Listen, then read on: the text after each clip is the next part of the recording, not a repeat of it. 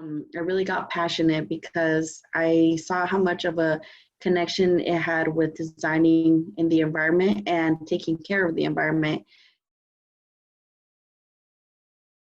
My culture, my heritage, and always my family, they're very key points in my career. So one of them is really just to think about the area, look at the context. Another one is to make sure that it's considerate of any sensitivities to its location. Sometimes it can be cultural, social, environmental.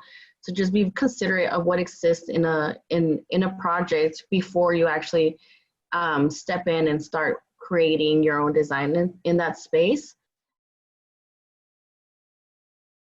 Well, actually, at the firm that I work at, the design laboratory, we have a pretty outlined process already, and I would say it's very aligned to my personal design process.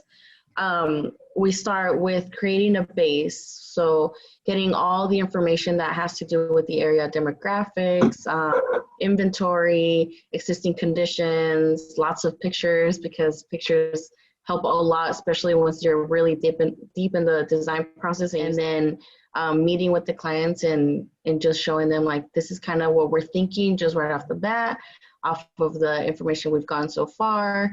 What do you feel about these concepts? And the concepts, we go into preliminary master plan, and then we finish off in the master plan after we've added all the changes that we've gathered throughout the process. And by the master plan, for the most part, we have a pretty settled down idea and focus on what we're doing.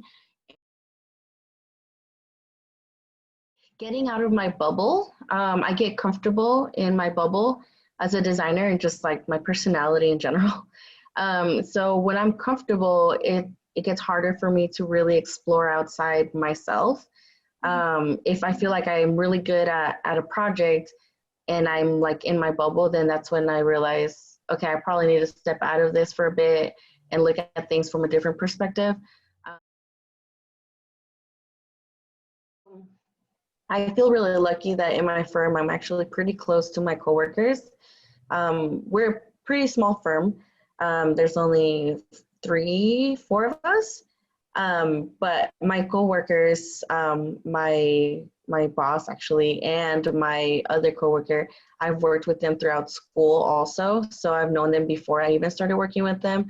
And we get along really well. We have really compatible personalities. So working with them helps me, like I said, to get out of that bubble, because they know that when I get comfortable, they have the ability to tell me like, hey, let's go take a walk and like think of what other ideas we can come up with, because we're getting too used to what we're used to doing.